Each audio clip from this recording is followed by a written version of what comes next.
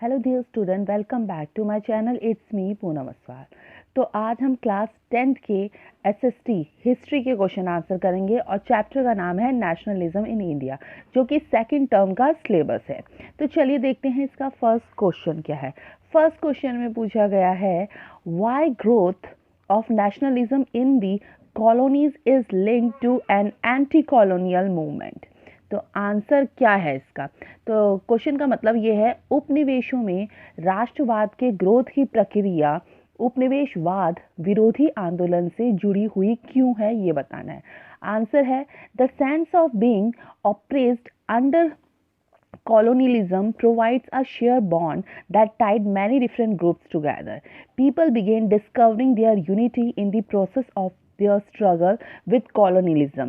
The movement of freedom struggle were joined by the masses to free themselves from foreign exploitation. Thus, the growth of nationalism in colonies is linked to anti-colonial movement.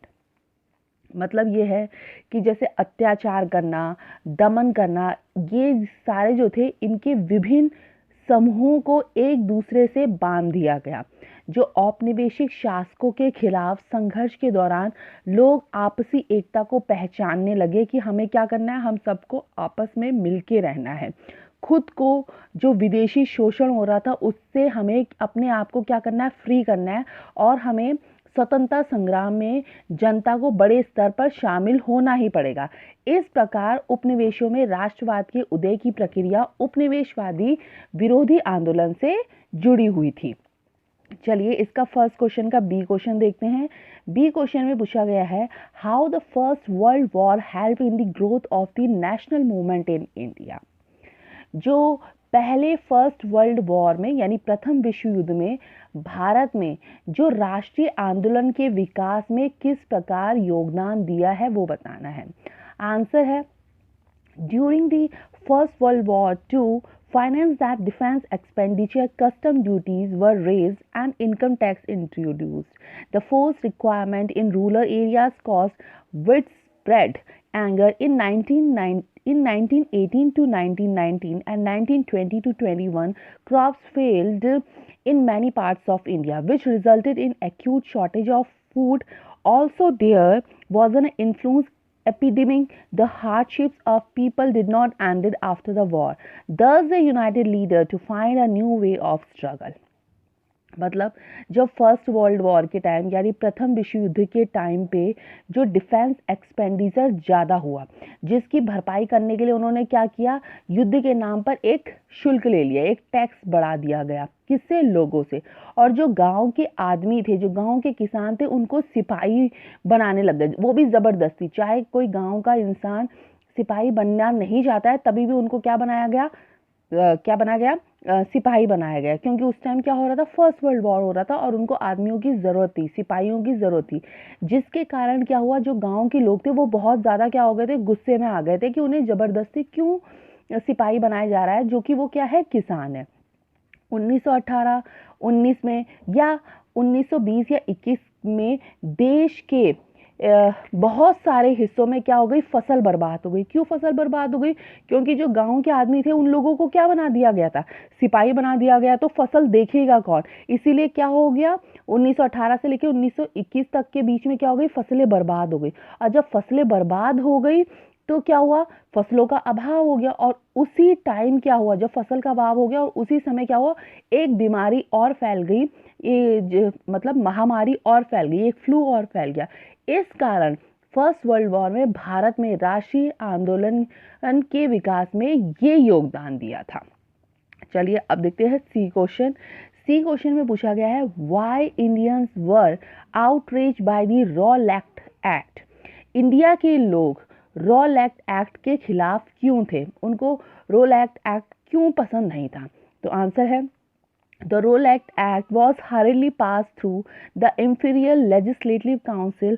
Despite the united opposition of the Indian member, it gives the government enormous and allowed it detention of political prisoners without trial for 2 years. This was an unjust and oppressive law for Indian. Thus, Indian were outraged by the Rowlatt Act. मतलब भारतीयों ने इस जो act के विरोध में थे ही वो जो ये विरोध था। फिर भी इंपीरियल लेजिस्लेटिव काउंसिल ने बहुत जल्दी क्या किया, इसे पारित कर दिया, मतलब इस एक्ट को बोल दिया कि ये हिंदुस्तान में पारित हो चुका है। इस कानून में क्या था, इस कानून में ये था कि 2 साल तक बिना कोई मुकदमा चलाए वो लोगों को क्या कर सकते हैं, जेल में डालने का उन्हें अधिकार होगा। चाहे लोग उनसे पूछते रहेंगे कि हमने क्या जुर्म किया है, हमें क्यों जेल में डाल रहे हैं, ऐसा कुछ नहीं। वही ये एक्ट ये था कि अगर पुलिस वालों ने किसी को जेल में डाल दिया तो वो 2 साल तक डाल सकते हैं, चाहे मुकदमा ना भी चले, और ये उनका अधिकार हो गया था। फिर इससे क्या हुआ, जो इंडियंस थे उनको ये अन्यायपूर्ण लगा, दमनकारी लगा, बोला कि ये कानून तो गलत है, चाहे अगर हम कोई जुर्म करें ना करें और हमें 2 साल के लिए जेल में डाल दे, वो भी बिना मुकदमा चलाए हुए। इसीलिए भारत के लोग क्या हो गए थे, इस एक्ट के खिलाफ हो गए थे, उनको ये एक्ट बिल्कुल भी पसंद नहीं था। ओके, चलिए अब देखते हैं नेक्स्ट क्वेश्चन। नेक्स्ट क्वेश्चन है क्वेश्चन नंबर डी में पूछा गया है, why Gandhi ji decided to withdraw the non corporation.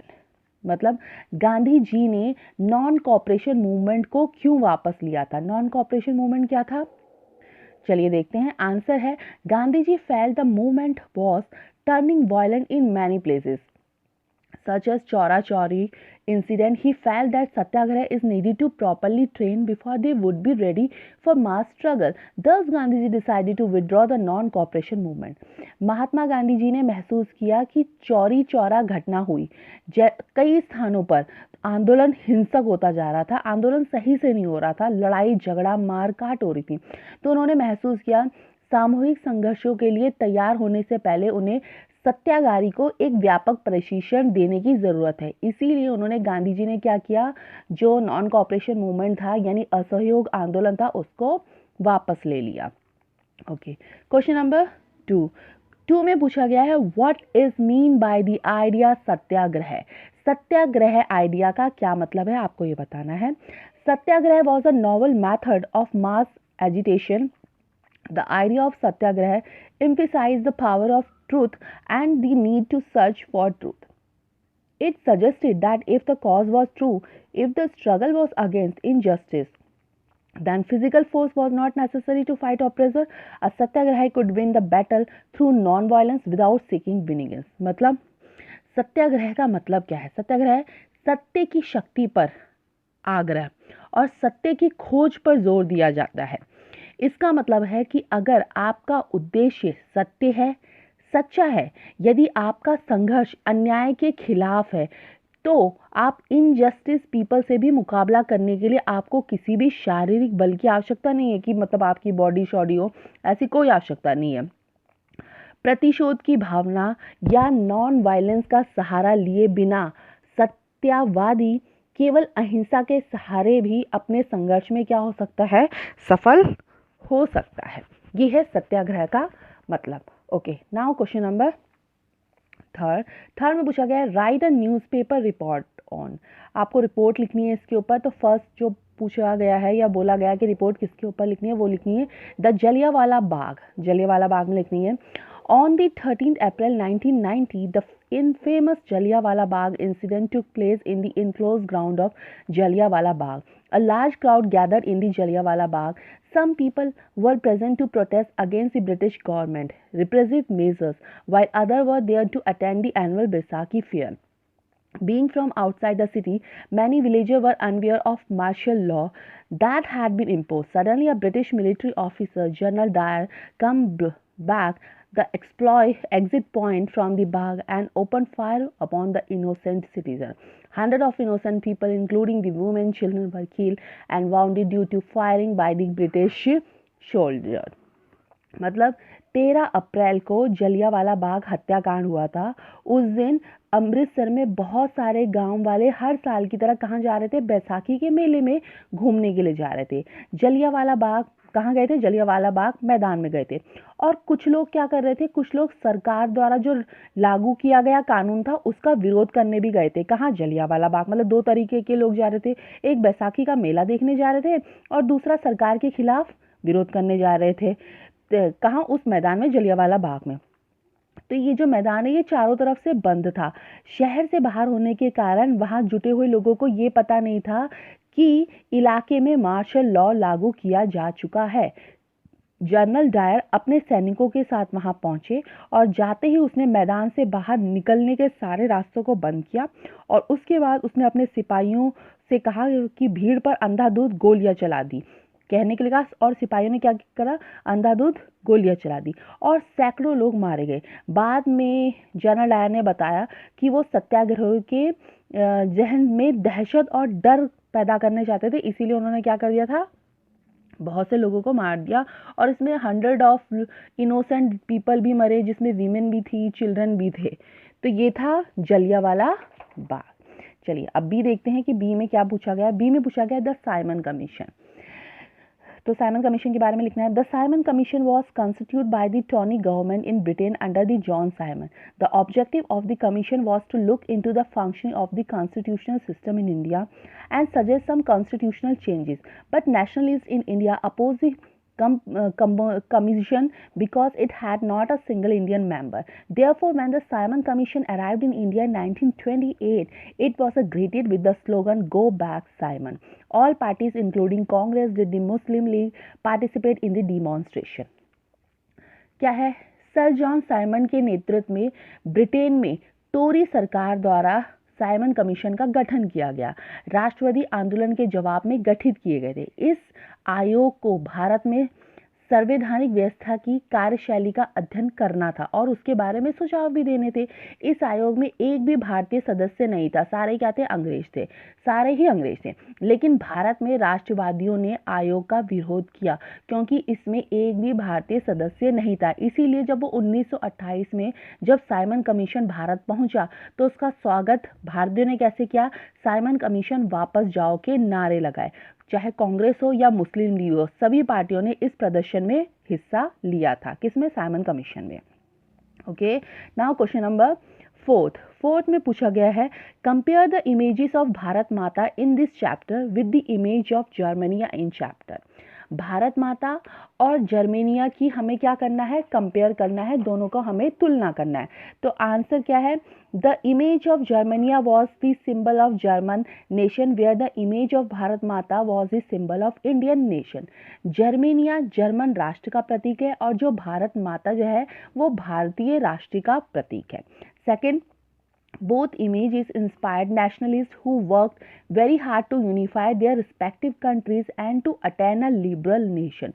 दोनों ही इमेजेस ने राष्ट्रवादियों को प्रेरित किया था जिन्होंने अपने संबंधी देशों को एकजुट करने और उदार राष्ट्र बनाने के लिए भी मेहनत की थी। थर्ड क्या है, द इमेज ऑफ भारत माता painted bye Rabindranath Tagore in 1905. Bharat Mata is standing with a trishul, standing beside a lion and elephant, symbol of power and authority. तो जो भारत माता की जो पेंटिंग थी, उस पेंटिंग को रविंद्रनाथ टैगोर जी ने 1905 में बनाया था, जिसमें भारत माता ने त्रिशूल धारण किया था और उनके पास में एक शेर और हाथी खड़े थे जो कि शक्ति और अधिकार का प्रतीक है। दूसरी तरफ and Germania painted by Philip Veit in 1848, carrying a sword up one hand and flag in her hand. Germania is wearing a crown of oak leaves as the German oak stand for heroism. वहीं दूसरी तरफ Germania राष्ट्रीय ध्वज के triangle यानी त्रिकोण कपड़े से खड़ी है। वो एक बलूत का जो ट्री होता है उसके पत्तों का उन्होंने मुकुट पहन रखा है। क्यों पहन रखा है? क्योंकि जर्मन में ओक का ट्री किसका प्रतीक होता है? वीरता का प्रतीक होता है। तो ये पार्ट 1 वीडियो है। अभी पार्ट 2 वीडियो भी आएगी क्योंकि चैप्टर बहुत ज़्यादा बड़ा हो रहा था, वीडियो बहुत ज़्यादा बड़ी हो रही थी, इसीलिए इसको पार्ट वाइज बनाया गया है। तो अभी ये पार्ट 1 वीडियो है और पार्ट 2 भी जल्दी ही अपलोड होगी। तो आई होप आपको ये पसंद आई होगी और अगर प्लीज़ पसंद आई होगी तो प्लीज़ इसे लाइक करना, शेयर करना और अगर आप चैनल में नए हो तो चैनल को सब्सक्राइब भी करना। Thank you.